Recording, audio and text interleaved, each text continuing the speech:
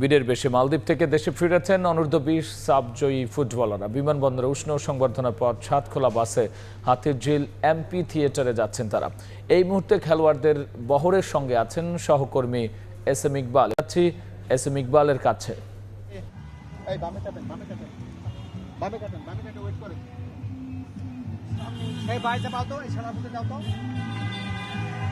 আমরা যে অপেক্ষাটা করছি জেতার, সেটা কিন্তু নিঃসন্দেহে বাংলাদেশ অর্জন করতে পারবে। আপনারা দেখতে পাচ্ছেন রাজধানীর বুক চিরে আমাদের ফুটবলাররা তাদের বিজয় উল্লাস করছে। আমরা খুব কাছাকাছি চলে এসেছি। আমরা এখন গুলশান 1 নম্বরে আমরা চলে এসেছি। আপনারা দেখতে পাচ্ছেন আমাদের ফুটবলাররা কিন্তু চ্যান্টিং করছে।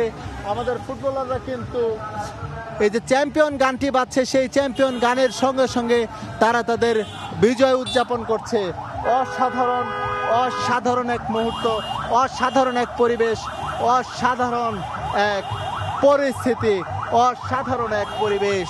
আসলে আমরা সবাই চাই এইরকম মুহূর্ত লাল সবুজে ফিরে আসুক বারবার। আমরা সবাই চাই বারবার ফিরে আসুক এরকম অসাধারণ এক মুহূর্ত। আমরা সবাই চাই বাংলাদেশের ফুটবলে এরকম বিজয় গাথা রচিত হোক। আজকে রোনান সুলিভান, আজকে মিঠু, আজকে মোর্শেদদের হাত ধরে এই বিজয় গাথা রচিত হয়েছে। আমরা সবাই চাই পাইপলাইনে যারা রয়েছেন তারাও এইখান থেকে অনুপ্রাণিত হয়ে আবারও বাংলাদেশকে সমৃদ্ধির পথে নিয়ে যাবেন, অর্জনের পথে নিয়ে যাবেন। একটা জায়গায় আসলে প্রশংসা না করলেই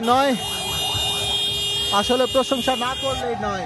এই ফুটবলারগুলো তাদের লম্বা জার্নি, লম্বা ভ্রমণ ক্লান্তি সবকিছুই উপেক্ষা করে তারা কিন্তু ক্লান্তিহীনভাবে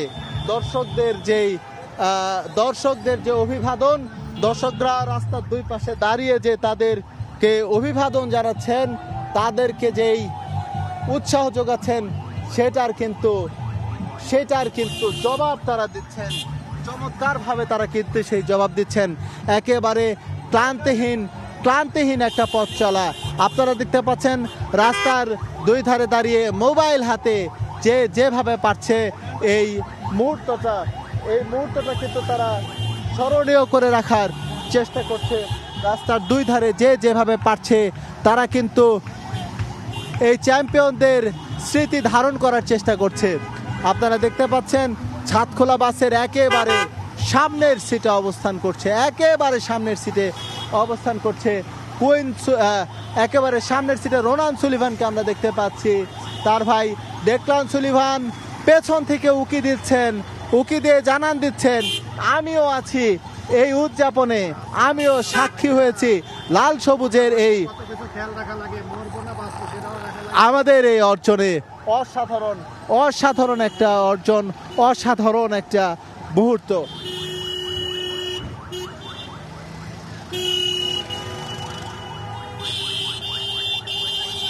আমাদের লাল সবুজতে অর্জন, তারা কিন্তু একটা দাবি এরই মধ্যে তৈরি করে ফেলেছে, বা তারা একটু দাবি কিন্তু রেখেছে যে আসলে দেশের পাইপলাইন আসলে মঞ্চ পুরোপুরি প্রস্তুত এবং অপেক্ষা শুধুমাত্র চ্যাম্পিয়নদের, যারা আসলে যে কোনো সময় এখানে প্রবেশ করতে পারে সেই অপেক্ষায়। বাফুফের সভাপতি থেকে শুরু করে ক্রীড়া প্রতিমন্ত্রী যারা রয়েছেন সবাই কিন্তু একই অপেক্ষায় রয়েছে, চ্যাম্পিয়নদের বরণ করে নেওয়ার অপেক্ষা।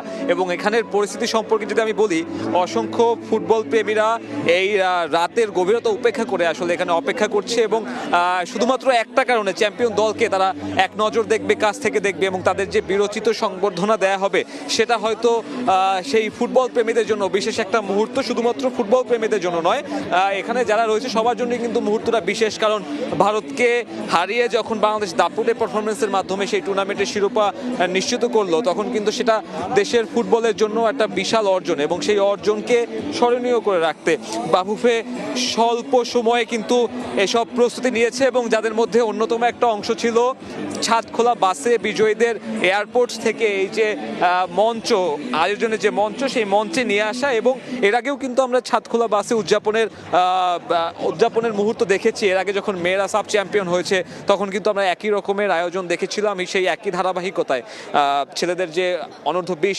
সাবজয়ী দলটা রয়েছে তাদেরকেও কিন্তু সেই ছাদখোলা বাসে যে অভ্যর্থনা সেই অভ্যর্থনা কিন্তু তারা দিয়েছে, এবং সেই যে একটা লম্বা জার্নি অর্থাৎ মালদ্বীপ থেকে শুরু করে বিমানবন্দর থেকে হাতিঝিল পর্যন্ত যে লম্বা একটা ভ্রমণ, সেই ভ্রমণ ক্লান্তি ছাপিয়ে কিন্তু তাদের সামনে আরও একটা বিরচিত সংবর্ধনা অপেক্ষা করছে, যেখানে আসলে খোদ ক্রীড়া প্রতিমন্ত্রী উপস্থিত রয়েছেন। এবং যতটুকু আমরা জানতে পেরেছি আজকে এই মঞ্চ থেকে একটা বড় পুরস্কারের ঘোষণা আসতে পারে এই সাবজয়ী দলের জন্য, এবং সেই দলের প্রত্যেকটা সদস্যকে কিন্তু একটা বড় ধরনের আর্থিক উপহার বা পুরস্কার যাই বলেন না কেন সেটা কিন্তু বাফুফে দিতে পারে। এবং সব মিলিয়ে এখানে যে ব্যস্ততা, সেই ব্যস্ততা কিন্তু একটি কারণে, সেটা হচ্ছে চ্যাম্পিয়ন দল কখন প্রবেশ করবে, এবং চ্যাম্পিয়ন দল প্রবেশ করার মধ্যেই কিন্তু এখানকার আনুষ্ঠানিকতা শুরু হয়ে যাবে। এবং আমার এখানে আমি যদি আপনাকে দেখাই যে বাফুফের সভাপতি যিনি রয়েছেন, বাফুফের সভাপতির সঙ্গে এটা কথা বলবো। ভাইয়া, ভাই আপনার লাইভে ছিলাম, একটা অনন্য একটা উদ্যোগ, এটা একটা খুব কম সময় পেয়েছিলেন।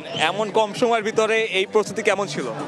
না, আমাদের প্রস্তুতি তো আমরা সবসময় প্রস্তুত, টু বি অনেস্ট। আমরা সবসময় এক্সপেক্ট করি যে আমাদের দল ভালো খেলবে, জিতার মনোভাব দিয়ে খেলে, তাই আমরা এক্সপেক্ট করি যে ওনাদের সাথে সাথে আমাদের রিয়াকশন টাইম খুব শর্ট হবে।